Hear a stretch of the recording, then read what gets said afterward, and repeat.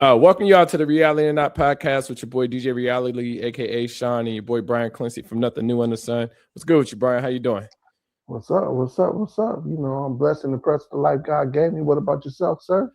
Oh man, I'm good. Got up, got my little 3 mile run in, and I'm feeling good. Got a little bit of energy. Had my coffee already, and I'm damn near ready to go. So Oh, man, that's what's up. hey man, I want you to play something for me if you can, man. If you got it available. Man, before we start that, Okay. because I think I got some other stuff that because we got our topics, but Hmm. uh, social media gives a platform to people, uh, and I don't know what I want to ask you is, do you think social media affects the way you look at yourself?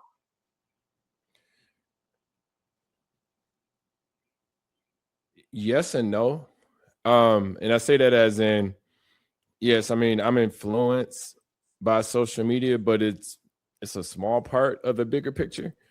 Um, I was watching this video the other day, or actually last night, and it was this white chick, and I don't know if it has to deal with if she was white or not, but it was this white chick talking on DJ Vlad, and she was like Vlad asked her, and it was weird because I hate when people ask you about your money and shit like that. But at the same time, I do find intrigue or interest in when people talk about like this is how I did da da da. But there was this chick that she was saying that she would have conversations with men, and within those conversations, she was like she grossed over $110 million. And I started thinking, I was like, well, shit. What could I do? We have great conversations. Um, not that necessarily we have to monetize this, but I was like, well, shit, do I got to shake dick or shake ass or FaceTime a motherfucker to be able to get shit, nigga? I take $55 million, nigga. I take uh So is that what she grossed in a year? 22.5 million. She So, put her so she gross. made so she made people feel intimate enough to want to drop that much cash. Like that's a talent, dude. Yeah, That's a nigga. talent. Look, and that's so I'll say this, like it probably won't work for me just because I'm trying to do it. And I tell people like when people be like, "Oh, this is gonna go viral," it's like, nah, that ain't how it works. The things that go viral are the things that are unexpected for the most part. Like, there's not anything that you can put out there. You'd be like, "Oh, this is gonna go viral." But I was watching the video. I'm like, God damn, $110 million. And don't get me wrong, I don't want to misquote it. She just put up the receipts of just saying her gross amount. My suspicions would have been within that year. But yeah, she Mhm. said she grossed $110 million. I'm like, God damn, what do I need to do to gross half or a quarter of that? You know what I'm saying? Well, Hell, I take an eighth. the thing about that on social media too is that like I can say I grossed $1.8 million last year, right? And I can pull up a transaction where I had like $1 million contract, right? But the thing is, like, and then like maybe I could receive some payment on it, right? But in the social media realm, is that I just gotta have a bill for $1 million. That don't mean I actually made it. You know what I'm saying? Yeah. I mean, but you go, I mean, that goes into value too. Like you look in Forbes and they say this person is worth $300 million. That doesn't mean that they have $300 million. That means that they have they have that interest to be able to generate that kind of money to make them have that value. Well, So I mean, but like, so I hear you, but mm, like, let me just play the devil's advocate, right? Because mhm, this is how real money works, right? Sean, you're a DJ. I want to sign you to a $1.8 million contract, right? I'm mhm, that's that. I'm signing you to a $1.8 million contract. Now you don't know, or like I'm gonna just do this, right? What you don't know is that that's a 10-year contract, and you got to make 3.5 for it to be worth the 1.8. mhm. You see what I'm saying? But I'm gonna give Still, you a $1.8 million contract. So that's yeah. what we're gonna do. We're gonna get you a $5 million contract and be like, yo, I'm the best DJ ever. I just signed a contract with Clean Court Group LLC. You're gonna Mm-hmm. pay me $5 million to DJ. Mm-hmm. It is that real though? Like, you know what I'm saying? Like, I mean, it's a contract. I mean, it's real until it's not. I put it like that. It's just like, people people set out dates to get married and then decide not to get married because shit didn't work out in the next 8 months. Like like, I mean, was y'all really about to get married? Were y'all made the date? Yeah, y'all was getting married. It was on paper. Y'all sent out invitations. Y'all done got the caterer. Y'all done booked everything and made sure everything's in place. But things fall apart. Things fall apart. But I just found out, I was like, like 110. Even if she had made 10% of that, that's still, that's a healthy amount of money just to have conversations. And of course, I think she was doing more, but like I said, I can't speak to what somebody else does, outside of and like what's in this visible to era of me. social media and stuff, you can't know what's really real until you see, because like I said, people have contracts. Ray J was saying that like his company was worth damn near $500 million. You're talking about Soldier Boy, Raycon? yeah. Now I'll say this. I'm not doubting Ray J or anything like that, but from what I've seen with his Raycon business, with him when he sold it and all that stuff, that it was, from a social media standpoint, it had a lot of visibility on it. Like outside of him even promoting it, like, because he had it for a while, and of course, he signed on to be able to. He's a name. He's A celebrity endorsement. right. Celebrity endorsement. Yeah. So, in the sense that the product was already there, he just put his name on it and then, he sold it. But like I said, I saw that product, I would say past 6 months, whatever, and I think he sold it like 2 or 3 years ago. So Ray J, but Ray J be lying too, though. So I don't know. So, because, niggas that make up shit to make you interesting, right? Like whenever I watch him on the Breakfast Club, whenever I watch him in interviews and stuff like that. So, part of that plays this part in how I view your product, but I mean, Soldier Boy be lying at times too, you say I'm the best rapper in the world. I did all of that, and it's cool. I mean, that's what it takes as a entertainer. He did change the game. He did change the game on this internet stuff. But like, I think he was like the original first internet dude to go multi-platinum without having a deal. Between ringtones and everything. I think him and T-Pain made a whole lot of money. But I'm just tired of every nigga got to be the first. Like, that's some shit that exhausts me. Everybody got to be the first to do da da da, and be like, I'm the first. But it's BS stats though. You know what I'm saying? It's like I'm the first cat to have 8 rebounds in a quarter. No, nigga, no. Look, you brought up a great point. They were talking. I was watching on Gilbert Arenas, and they were saying how they dumbed down the stat of two-way players just to include Draymond Green. Now, I like Draymond Green, but it was saying how the stat was like every nigga that was on that list initially, it started out as 30 points. The first person to ever average 30 points, 9 rebounds, and 8 assists as a two-way player. And to include Draymond Green, they was like the only players to ever average 14 points, 9 rebounds, and 8 assists. And then it had Draymond, but then it had like LeBron and all these other niggas. Like, Draymond is a talent, but you can lower the stats and say anything. You be like, I could be the first nigga. I mean, he could be the first that never made the like NBA and never scored a point. Years, right? No, think about it. I'm one of the first NBA niggas that DJ, or I'm one of the first NBA players that never played in the NBA that DJ that own a house in Decatur. You know what I'm saying? Like, right. It's like shit like that you can pick up. And you can go and put that on social media and be that person, right? I mean, that is you, right? Yeah. But like, going back to the whole social media thing, like I didn't realize how much like Dr. Cheyenne Bryant, right? Mm-hmm. She got the three A's, right? Mm-hmm. She's articulate, she's attractive, and what's the third A? I had three A's.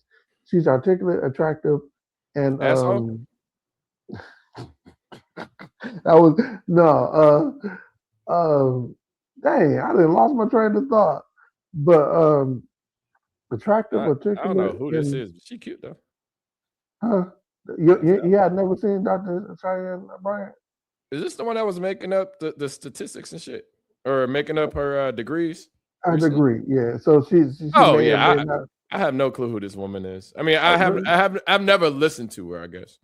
Okay. So she's a podcaster, but she she has a way of making people. She can say a lot of stuff, but don't say nothing, right? And then attribute Mhm. it to your face, right? Now, Yeah, she's pretty. she claims she was a doctor, but she's a therapist, but a licensed therapist, but she dropped the license and now she's just a life coach.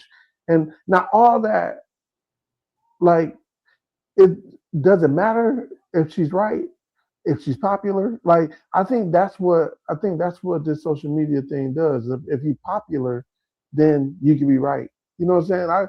I could even throw Donald Trump in there, right? Oh, nigga, Like it's we've talked about this one time. It's like it come who's ever delivering the message. Like I can tell you something, you be like whatever, but then I don't know.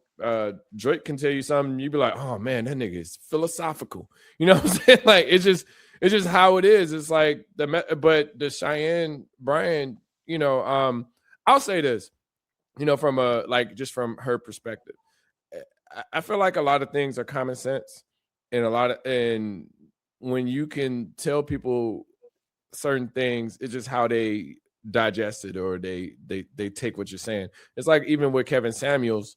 Kevin Samuels could say something that's totally right and um or totally right in his mind or people feel that it's right, but then there'd be people that be like it's wrong only because Kevin Samuels is saying it. Or and that's what I'm saying. Like people, it just literally depends on the messenger that's telling you. Like hell, Trump could say something that's totally right, and you'd be like, "But we don't fuck with Trump though." And it's almost like he could say something that's right, and you like say Brian could be like, "Man, he kind of got a point," and then motherfuckers could look at you be like, nigga, what the fuck you mean? Like that's he racist. That like go into this whole spiel of those things. It's like nah, like a broke clock is right 2 times a day. It's like yeah, yeah. understand that everything doesn't have to be clear black and white. Like the I mean, I guess blur is blurred. that's my problem with the other black lady, that Candace Owens, Mm-hmm. because she can be Candace right. is a smart chick. Man, man, And she can be right. she knows her shit. Like she knows her shit when Yeah. she's right. She knows her shit when she's wrong. Like she can. She always adds something extra on top of there to just slightly change the dynamics, right? So like, let's say, hey, cereal is good for you, right? But then there's times where, like, if depending on your diet, cereal might not be good for you. You know what Yeah. I'm saying? Mm-hmm. But she'll throw that cereal's been good for you all this and that for this that long, and then you wonder why the media is pushing it. You know what I'm saying? They pay to advertise. It is what it is. You know what I'm saying? It's Like, just the messenger. I mean, nah. I've seen Candace spew bad shit. I've seen Candace spew shit. I'm like, that actually makes sense, in the way that she explained it. But I guess it's kind of finding the balance of using your power But, for good rather than evil. but making sense and being right and wrong don't make like so.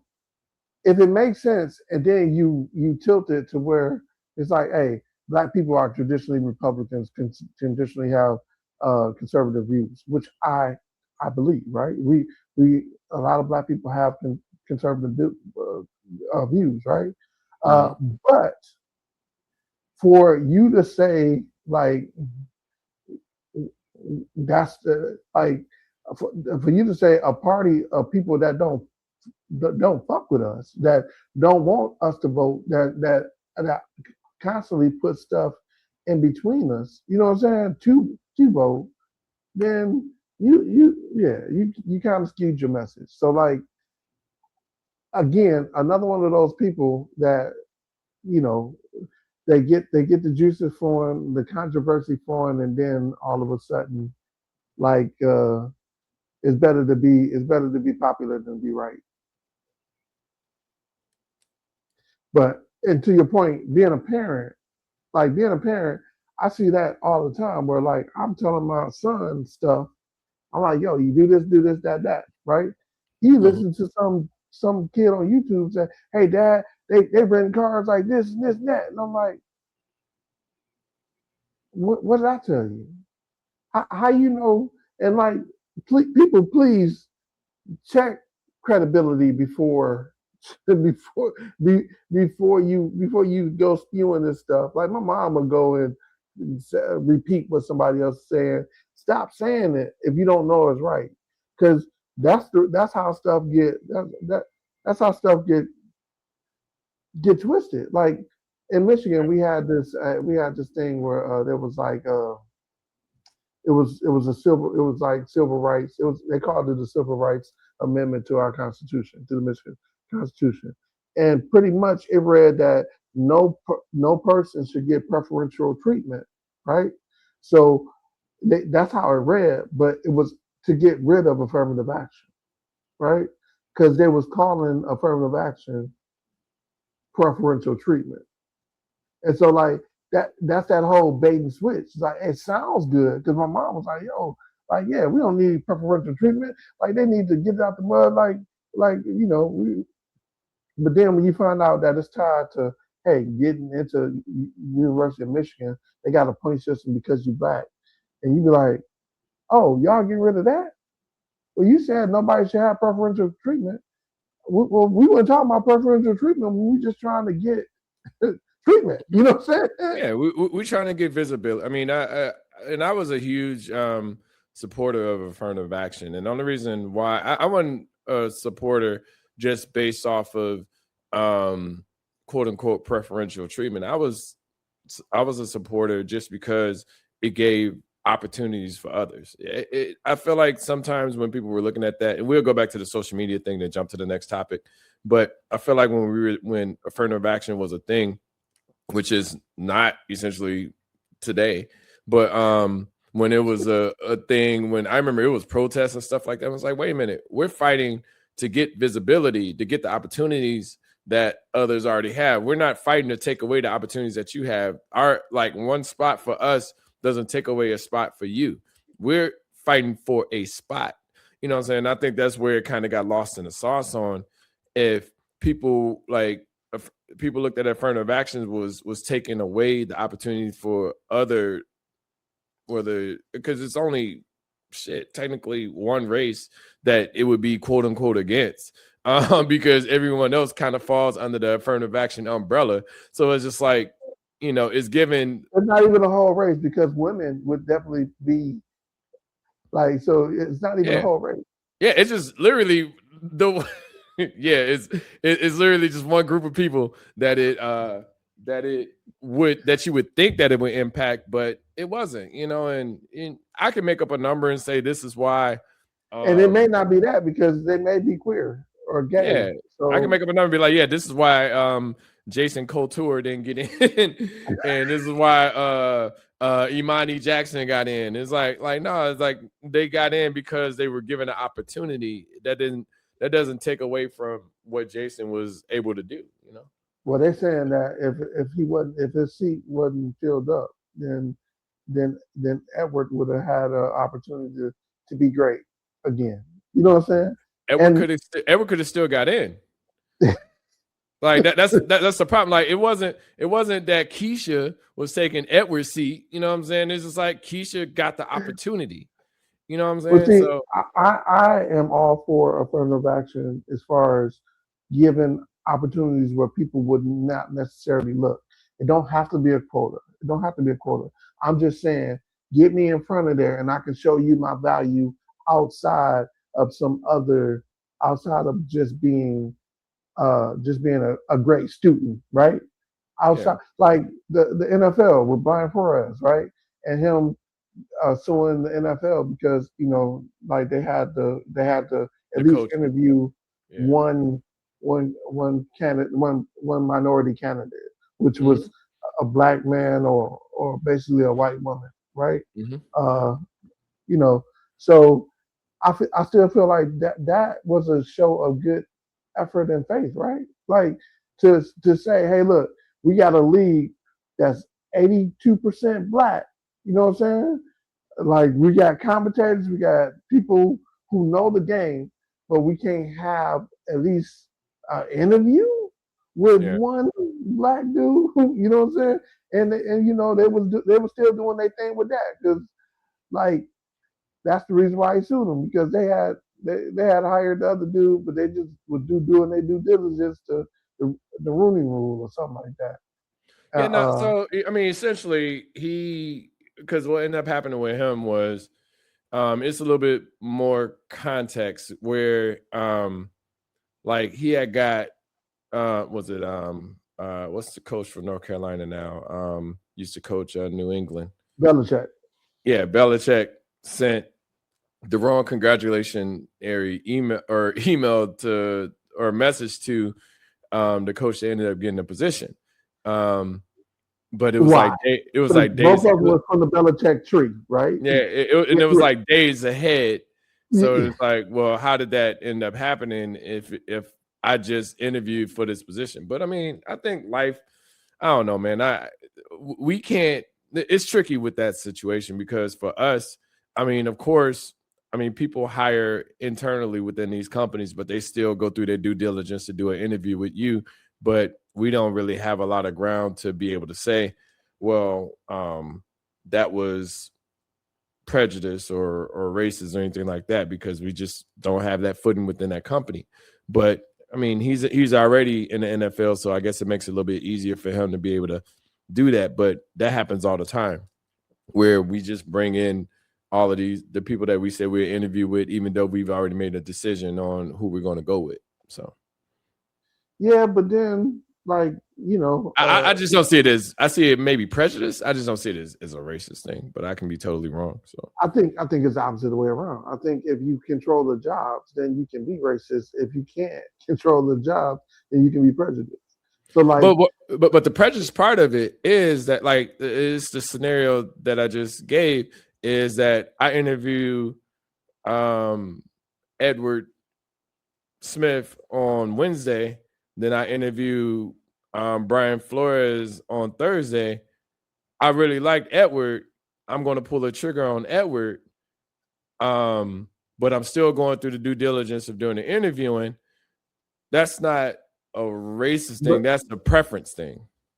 but the racist part about it is the only reason why you kept the interview with Brian is because you wanted to follow the NFL policy, right? And if But because that you got didn't. Brian in the door. That helped him get in the door. That shouldn't work against him, if that makes sense. Like It shouldn't work against them, but it got them. I mean, they could have just canceled the interview but they just Yeah, went through it. yeah. Yeah, they If could have. you were that impressed, cancel the interview. Don't waste my time. Like, yeah, Yeah, don't waste my time. So, like, yeah, but you know what? I got a shirt that say I'm rooting for everybody that's black. yeah. But I I mean, got I I get got it. I mean, I want everybody to get the job, and I want, but it's just like when you deal no, within the no, corporate structure or stuff like that, like you just got to know that everything isn't going to work in your favor. I just think like everything that came after with the Belichick emails and stuff like that, like I think that was the part that gave him a little bit more solid foundation to be able to handle it. So when the game been rigged, you know what I'm saying? Like, that's a pun to one of our mhm. one of our topics. But when the Mhm. game been rigged against people, when the game been rigged against a certain group of people anyway, you kind of feel like that. You know what I'm saying? Oh, Like definitely. you I get mean, yeah, no, I mean, I think he was hurt that he wasn't able to get the opportunity. He was really going for it, but like I just it's I wouldn't attribute that one. I would consider that one more or less like they've already made it. Like I said, I'm just saying it from I can't, like, on the outside looking in. It feels like it's more of a they had already made a decision but they still decided to go through with the interview. So I couldn't tie. Only part I can tie to the racist or prejudice part of it is the fact that they had to still go through with the interview because it was a minority candidate.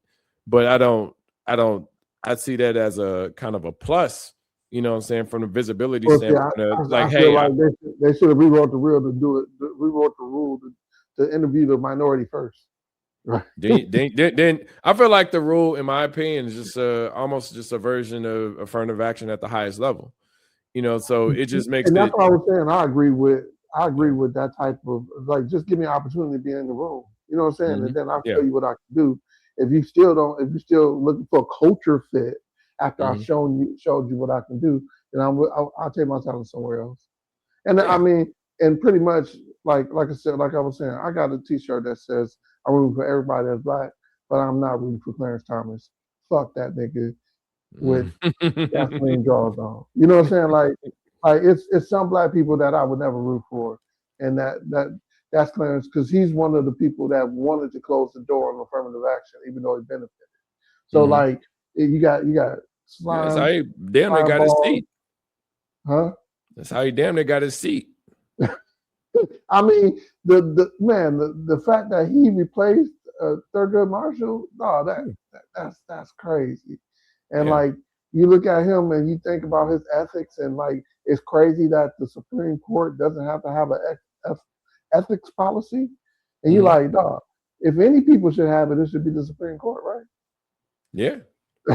Right. Hey, let's do this, because I think we can. Let's go back to the social media in front of you. So from the social media standpoint, because we could go down a whole line of coons, but that's, from a social media in their views, it does impact me, but I don't let it drive me, and I think that's the difference. Like, I see the trends, I see the things that are popular, but then I try to understand what's, you know, so as an example, right? You say the Drake album came, or the 3 albums came out last week, right? And it's damn near only been a week. And I actually think the albums are pretty good, but I'll say this: good or bad, you like them, you don't like them. That's all I heard about on timelines. Like, uh, as far as the social, I'm saying, like, social media has that imprint that, and this is where, you know, a lot of people don't realize this, with like how music used to have an impact, at least on us. And music had like, it was sold to us in a package. It was like a rollout. It was like, okay, here's their first video, here's their or here's their street single, here's their popular song, here their album, here's their release date, here's a video or two before. And it's like, that's what social media is now. Like, social media is the rollout Is the rollout? of everything. It's the rollout of everything. And it's like, it can control certain amount of individuals, then, because people could look at my social media and be like, well, you only post memes, workouts, food, and podcasts and shit. Like, and shit when I DJ, you know, like, I'm like, well, yeah, you know, that's why I even, like, say for instance, I'm like, when I'm dating someone or anything like that, like, I really try not to pay attention to their social media, just because social media has that impact that if I'm just looking at your social media, then what's the reason to even talk to you? Like, I know everything that you did throughout the day. Like, so why even Yeah, follow? that's how certain people, like, I don't like certain people explain their day on social media. My social media is, and I can understand why you say the social media is a rollout, because most of the people that want to know what I'm doing, I'm probably just want to know probably the activities that I feel is virtuous enough to share, right? So Mhm. like launching my new personal website this week. So I'm like, yo, like putting out a new podcast too, right? So Mhm. like those are the things that I push out. I don't share anything relationship wise on my timeline Me because. neither. I don't feel I need to sell it. Like I don't need to convince nobody But you ain't selling everything of that's things I hold like dear. Like I just I never understood and the funny part it's always interesting with me when I see people removing photos and shit of people that they were with. And I'm like why y'all like I look at life as a book, right? You are a part of a chapter. You could be a part of the preface. You could be a part of the what's the last part of the book? The prologue. No, that's not prologue. Is before, but you could be the end of the book. Like it's just where you make it. So I wouldn't remove pictures of anybody I was with, and somebody could get frustrated like with who I'm in a relationship. And I was like, oh, why you still got pictures of blah blah blah? I was like, yo, that was a chapter in my life. Like just because it's from I don't know 2018 or something like that. I'm not gonna remove the pictures of that. I honestly don't even remember. I mean, if you actually point it out and you say, hey, can you take that down? I'd be like, all right, man, I don't care. But you know, it's not like that's a part of my life. Like we try to. That's the thing about social media. We try to erase the things. We try not to show the things that created this social media, but like the well, social media you of got 2026. You know, well like you have a social media imprint, right? Your yeah, social media is not necessarily all of you, but like it can be it's your show, right? Like yeah, Snapchat, when I thought about it, I was like, oh, they made a channel for you to display your life all day. I'm not that I'm not that dude that want to. I don't like telling people where I'm at. So yeah. there's no way. I don't check in until I leave. There's no I way. sent photos of where I was. I don't send photos where I was at in real time. Yeah, I don't want nobody shit. What's the shit? What's the nigga? The rapper died at like he got murdered at 23 and shit. Oh, Uh, PM, the dude Not that. him, but him Um, too. But yeah, that nigga's a little bit different because he wasn't. I think his girlfriend or something like that posted that they were at that Roscoe's or whatever. Roscoe. But I'm talking about Yeah. what's that nigga? You like the way that I rock. She like the way that I move. What's that nigga? She make a clap for a nigga. She make a clap for nigga from New York. I can't think of his name right now, but he was down with 52. He actually did a remake of Many Men, but Oh yeah, I know who you talking about. but yeah, he posted a photo and in the back they said the address was there and they came through and killed him at the Airbnb or the mansion that he's renting. I'm like, nigga, I don't Oh, want you talking about nobody the dude in California? Not pop smoke, Pop. pop smoke. Yeah, Pop. Yeah, Yeah. yeah. So it's just like I don't want nobody to ever know where I'm at. You know what I'm saying? Like the only time you know where I'm at technically is when I'm recording the podcast because I'm at the crib.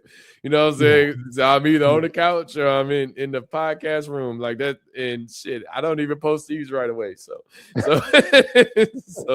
so you ain't gonna be like, oh man, like we are never going live. Like you'll never catch us.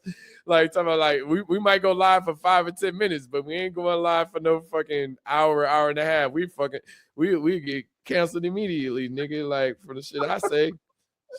Well, man, you know that might just be your PTSD, but like I'm a Nah, firm nigga, I told believer. you I will fuck Blake Griffin for $50,000 a month. No, you Blake will can not. get these Look, skins. I tried to tag him in that. I tried to tag him in that. I was like, let me see if I can tag Blake Griffin on this YouTube. It got go viral. Blake could get these skins for $50,000 a But month. let me tell you a story real quick. Uh, So I got the Google Home stuff in my house, right? mm-hmm. When I say my houses, I got them. Well, I used to own a house that my kid's mother lived in. But so like, and the pictures they used to be picture because I never hung up pictures in my house. I just don't. I I don't hang up pictures, Mm-hmm. for real. So when people I come need to do over, better with that. when people come over I and they got one looking at the picture picture, of Uncle Charles. Every other picture is me, nigga.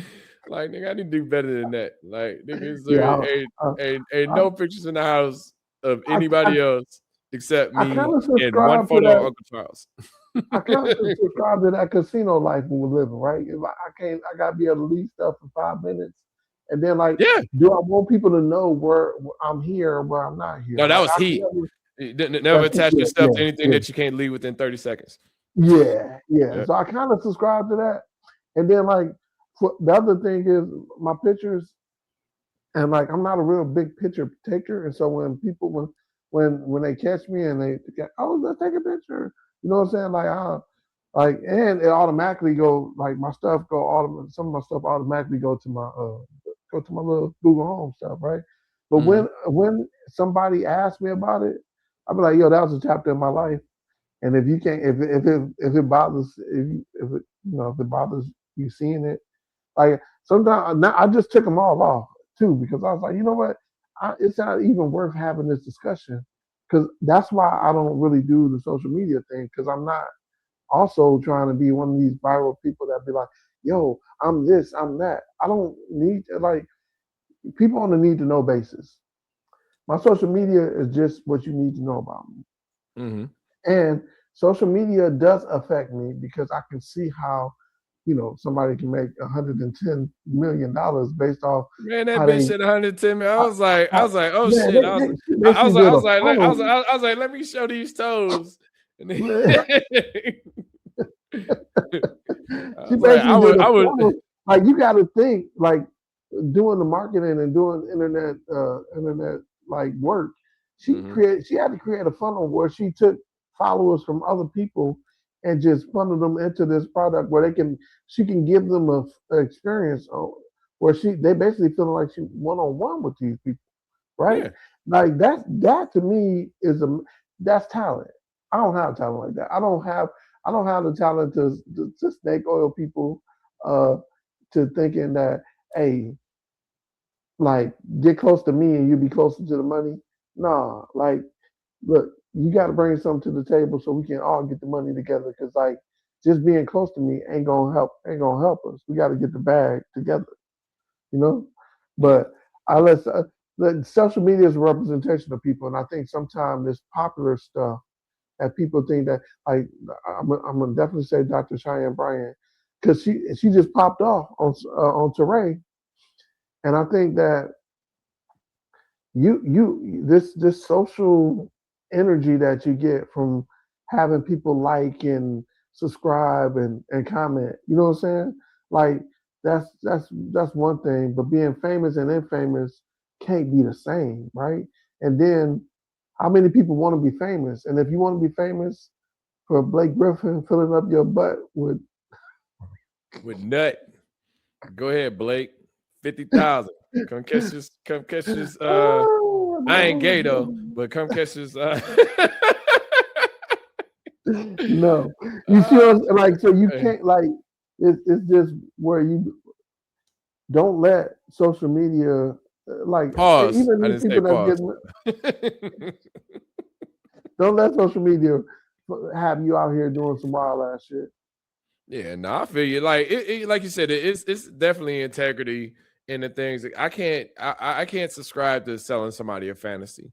No matter what the value is. I just don't I can't really I can't invest in trying to dupe people. I never and not I want to say dupe people, but I feel like some of the things or some of the tactics that people do as far as popularity, like you said, famous or infamous, like are not I want to say godly, but they're not ways that I feel that I need to subscribe to be successful. And Um then what I want to also point out the dude Derek that used to be in this car telling women that they need to let these dudes go and follow their purpose and this nigga was cheating. They got more respect for Derek cheating ass nigga versus Samuel that was just kept it real. He kept it real. Like, hey, your value is declining. Like this it is age. The bottle of wine don't get firm as it age. You know what I'm saying? But like I just feel that's like I'll say this, but even about Derek in general, like I feel people take messages. Like I said, it depends on the messenger and when the message comes to someone. a lot of people are afraid to take their own advice. And that's just crazy to me. Like I talk to myself damn near 70-80% of the day. You know what I'm saying? Of why I didn't do this, why I could have done this way, why da da da da. So even when people come in and offer that advice, especially from a social media standpoint, like I just take it with a grain of salt. Like it could be something that I can relate to at the time and be like, okay, this kind of makes sense. Then I can listen to something else. I'm like, why in the hell are they pointing people in the total wrong direction of mentality? Like it was like that video that I sent the other day with the chick and the dude going at it, and it was just like I've been a part of those conversations where it's like he's like someone's voicing to you, this is why I don't date a particular race or whatever, and you're just taking it as you're being racist and blah blah blah. I was like, no, two things could be right at the same time. Not necessarily to say that he was being racist, but he was just choosing what his preference. I would never, and that's where the racist part plays in. It's like, well, you kind of just boxing these people in, but then your experience is what shapes that. So a lot of people get lost in their experience and what they keep going through, but at the same time, I'm not going to do what do you call it? I'm not, in the sense that I'm not going to do the same thing twice. Shame on me? Fool me once, shame on me. Fool me twice, shame on you. You know, it's just like, Well, you third time, you can't get fooled the third time. yeah. So it's kind of like, I mean, he like touching a hot stove is like, well, shoot, I touched it the first time, it was hot. So the second time it's like, I know it's gonna be hot, so I'm not gonna keep touching it. But then again, make sure the eye is off. You know what I'm saying? So it's little stuff that that you can But I mean, use. like the thing is, like you got to verify these cats, right? This dude obviously wasn't happy in his life. You know what I'm saying? He was maybe he was happy talking to all these other women and stuff in his life, and was like, "Yo, I'm getting played." Like to me, that's a terrible person that you got to get paid by downplaying men. Like that's why I didn't really rock with him, because everything he was downplaying men. But like I watch some of these other podcast shows where I catch the clips or whatever, and like I'll be like, "Yo, he hurt you," because he didn't feel good about himself. Nigga, you don't know that. You know what I'm saying? You don't know what you Nah, see, did I behind don't him. fuck with Joe ass niggas. Like I remember, if you listen to all of Joe's songs, and women was loving them. All them songs that Joe was coming out back in '97, talking about what your man won't do. Joe was on some. I remember my boy, and I had never heard this term because it was a made up term. But my boy, he was like, man, Joe a plotty ass nigga, and I was like, what do you mean? Like Joe is that nigga that when you walk, he lived in New York at the time. It's like, yeah, when I'm walking out of my brownstone, Joe is around the corner, peeking, seeing or waiting for my wife to walk out. And I was like, damn, like Joe is that. But that's where I want to say that's what music kind of went to. But yeah, it kind of went to that point of like, yeah, what literally I'll do all the things that your man won't do. And blah, blah, blah. I mean, shit, all the way back to Babyface talking about I cook your dinner too as soon as you get home from work. Nigga, Babyface wasn't cooking no motherfucking dinner, nigga. Like Babyface was Babyface in the 80s, nigga. Like, but them niggas had motherfuckers believing that, when you get home, I'm gonna do out as soon as I get home from work. Like, nah, nigga, you weren't doing all that. I mean, and it's okay if you was, but like I just don't At feel least like that was his woman. You know what I'm saying? Like, yeah. At least that was his woman. So like I could see him coming home and cooking some pork chops. You know what I'm saying? Like, yeah, I got home before you did. You know what I'm saying? I don't. But Joe and that like Joe a plotty ass nigga. I can't be that. I can't be that dude. You know what I'm saying? Yeah. I can't be that girl. He ain't treating you right. You should leave this dude. Like, dog. Yeah. I ain't got to convince you to leave nobody. You know what I'm saying? Yeah. Like that ain't my rhyme. But then, like at the same time, I mean, Lil Wayne, it ain't tricking if you got it. It's like nigga, like rap and music has really influenced a lot of the fuck shit that we see on social media. Talking about like doing all these different things. It's like nigga, if and you'll see you got women that play their part in it too when they with the name music. Like, oh, I ain't going unless you give me a Birkin bag and stuff like that. And what was it And who young getting that Birkin bags? Who paying $20,000 for a bag? Who nigga, that really? shit 30. That shit 30 retail. Nigga, I think it said 27 when I looked it up. I was like, yeah, that shit is smooth, and that's not resale. Nigga, I saw something with young Miami, and she was saying like I think they asked her, it was one of them, one of the city girl chicks. I think it was Young Miami, but she said the most a dude spent on her, and say like the most he spent on her was like $1.5 million for like one night type of shit. And I'm like, but you got all these women thinking like you got to do that. Like, well, shoot, if he ain't gonna spend, I know he ain't got 1.5, but shit, he could spend 500 or 1,000 or whatever. And I'm like, nigga, be happy with 100. Like, nigga, like I'm not busting down. Everybody ain't on that level. Obviously, she working with some people that ain't on regular people level either. Because if you can spend 1.5, I'm gonna just be frank with you. Ain't no chick worth 1.5 in a night for a night. Ain't no way. Like you, based on not the places $1.5,000. Well, 1.500, $1,500. No. 1.5K. No. Yeah. Fuck out of here.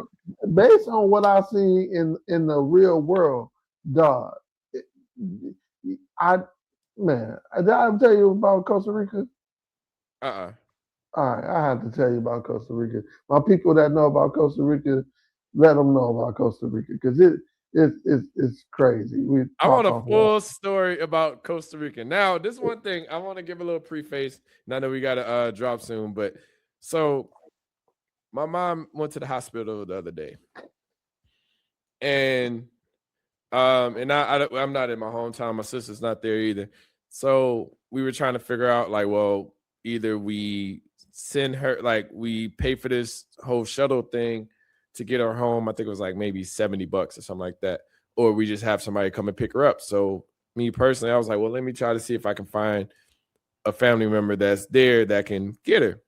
So we're talking on the phone to the hospital, to the doctors at the same time, and I was like, well, let me click over, and that's when I called you. I was like, Brian, you at home? Da da da. You was like, well, no, I'm not.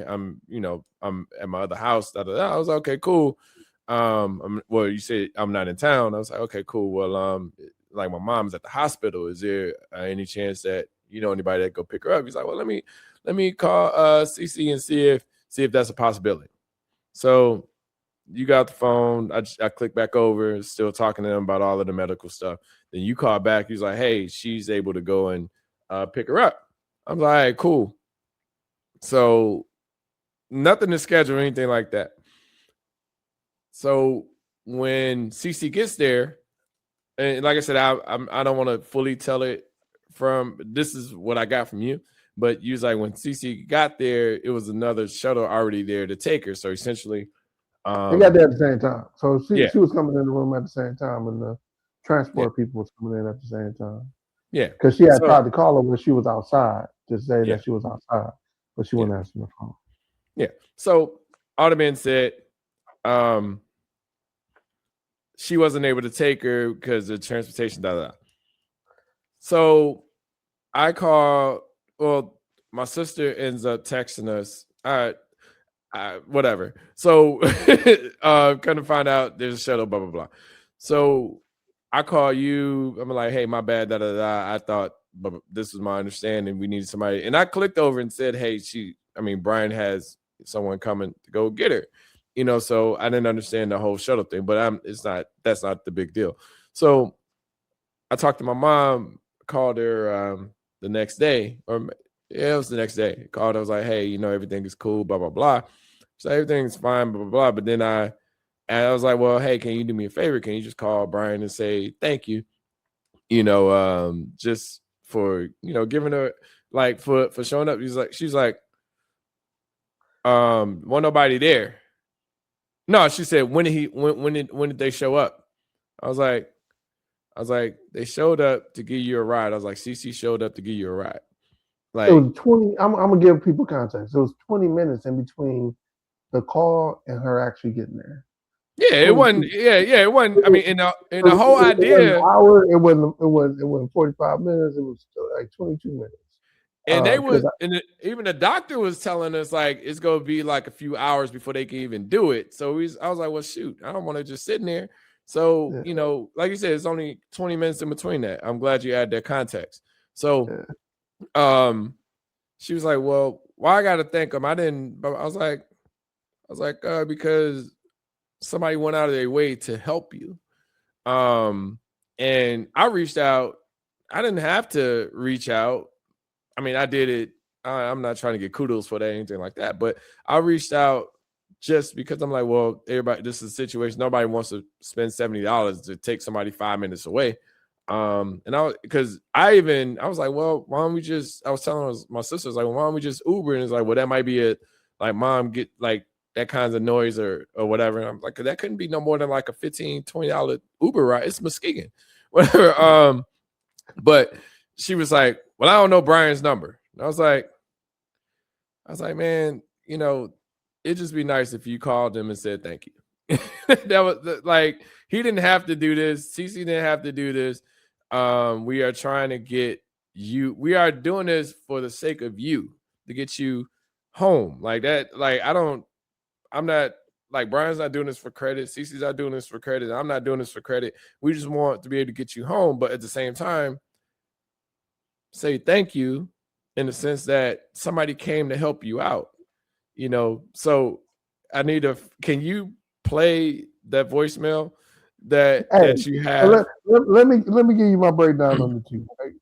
Mm-hmm. Family is family. We always looking at like nobody would have knew about this besides us in the process, because we just don't. I don't believe in like, again, my credit ain't with everybody knowing what I do, because what I do is later found. Real G's move in silence, right? That's the way I live, right? Yeah. So now my auntie, your mom, is the matriarch of the family. She's the oldest living person of the family. So when you call, like the first person I call is my son, because I know he ain't working, right? But then I know that Cece would look out for me because she was just getting off work. So that's why I was like, oh, if I catch her while she getting off work, she can just drive right down Sherman, whatnot. Drive right down Sherman. So I say this to say that she didn't owe me an apology. I appreciate the fact that you asked her about it, but she didn't owe me an apology. And the other thing is, I had just talked to her a couple of days ago, so I know she had my number. She was just being a funky. She's been a dick. She's been a dick. Like, she could have easily said, bro, and I didn't add this part of it too. Wait, play it again. So play it one more time. Yeah, so I heard it clear on that one. Yeah, so essentially, Sean told me to tell you thank you. Hey. I'm gonna make a song of that. Sean told me to tell you thank you. Hey. So essentially, she called him and told him thank you, and then she hung up. So no, she called and told me you told her to thank me. That's what she did. But I'm gonna call my AT. And I'm gonna tell her, like, I love her. I want to make sure that she's okay or whatnot, and that and I ain't trying to get in between family. Yeah, no. I mean, but do you realize the funny part about that is that we had, like, I called you yesterday about this before that message came through. Yeah, she probably called me an hour after we talked. Literally, I was like, yo, this is getting on my fucking nerves of just having, like, just being, and I know we're about to drop, but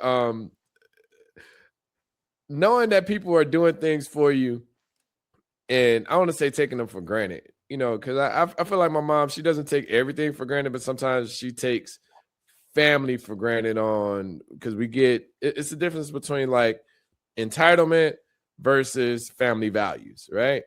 And I say that as in like you're supposed to do this versus as an example, right? So you're supposed to come and pick me up or have CC come and pick me up versus the family value of it, of you're doing things just because that's family, right? And you're doing it because you want to do them versus like you have to do them. It's like, no, I mean, family values are volunteered, but yet there are things that are instilled in you that you continuously do just because it's because you have a closer relationship with someone. Yeah, well, you got family expectations, you got expectations, and you got people that you got expectations, and then you got guilters, right? So like, and it's a thin line between some of them at times. Like for family, like she don't know what that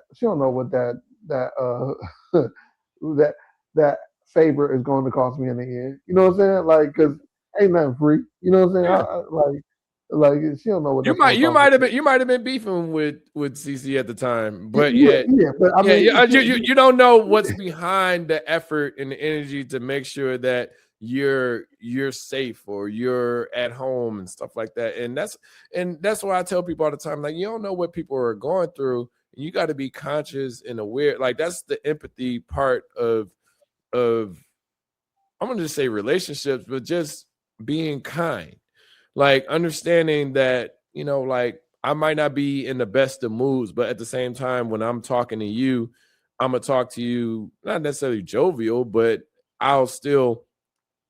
I'm not going to bring negative energy into the podcast or negative energy into our phone conversations and stuff like that. I'm literally going to try to still be objective towards the person that I'm speaking with. You know what I'm saying? Versus like, oh God, I just got off the phone with my mom, So now all that negative energy is gonna be channeled towards you, or oh man, I'm beefing with whoever, so all that negative energy is gonna be towards you. It's like, nah, because that's how you go down that road of just, I don't know, being sad. I don't want to be sad.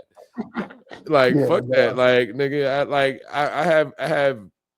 I have more good days than bad. Fuck all that. Like. Y'all, you ain't about to rain on my parade. I'm like, okay, cool. All right, well, shit, you gotta go. You can't be in here. Like, if you just want to be negative, Nancy, like, you gotta do something different. So, shape up and ship out. Shit. So, and on that note, like that's exactly how. Like, I just actually made a status on Facebook, because like you're responsible for your own joy in life. You know what I'm saying? So this will be my last word. Be responsible for your own joy in life. If your life ain't going the way that you want it to go, it's up to you to change it. Ain't nobody coming to save you. Ain't nobody giving you no pill that's going to make everything all right. You have to figure out what's the best play in life for you. And then you can't blame nobody else for what you put yourself through, because the only person responsible for your life is you. Yeah, see, I like that. I posted something similar this morning when I went running, and it was essentially stop waiting till tomorrow. Stop waiting till the next. Stop waiting till you pay this bill off. Stop waiting until you break up with this person or you get out of this relationship. Do the things that you want to do now, because time is expensive and we are losing it on a regular basis. Like, consistently, like the things that you don't do today, you may not even do them tomorrow just because you put them out tomorrow. Oh, I'll do that on Monday, or I'll do that in August, or I'll do that in next year, blah blah blah, new year, new me type of shit. It's like, no, like niggas be putting together New Year's resolutions and then that shit be done by like the second week of January and shit. Is like, nigga, like just do the shit. Like, you want to do it. Packed January. Yeah, it'd be crazy up in there. I'm like, if you do things, they don't have gym etiquette, they'll wipe down. Nigga, I'm trying to lose 10 pounds in 2 weeks because I waited 6 months to start. It's like, no, nigga, if you want to do that shit, nigga. If you want to stop drinking, if you want to stop smoking, if you want that new job, if you want to learn something, like I saw this thing, it said being able to like, even if you're learning something like later on in life, it's still never too late to learn. And I think a lot of people just don't understand how to transition and do things outside of their comfort zone. It's like, nah, nigga, get out of your comfort zone. I'm not in my comfort zone too often. Like when I start to get in that space, honestly, and it's sad, but I start to get uncomfortable when I'm in a comfort zone space, like that I have everything the way that I want it to be, because I'm like, okay, something's gonna break because something's not gonna be right. Like I'm automatically thinking in my head that, but I would rather panic on those types of things than to be in the comfort zone for years of. And I feel like sometimes people comfort zones is depression. So you gotta shake shit off. You gotta figure out what works best for you to be able to get to your next step, and don't keep prolonging that next step. So, but that's my words of wisdom. So, all right, like, comment, subscribe. Yeah. You getting bodied by a podcast nigga. I got called a podcast nigga the other day. That was funny. I was like, ooh, credit. Like shit. Like something I'm acknowledged for. Like shit, yeah, nigga. Like, yeah, yo, podcast nigga. Like, yeah, that's right, motherfucker. Cool. But make sure you like, subscribe, leave a comment if you want us to talk about anything. There's a few topics that we didn't get to, but we always get to them on the next subject. Thank you all. Right. Talk to you soon. Peace.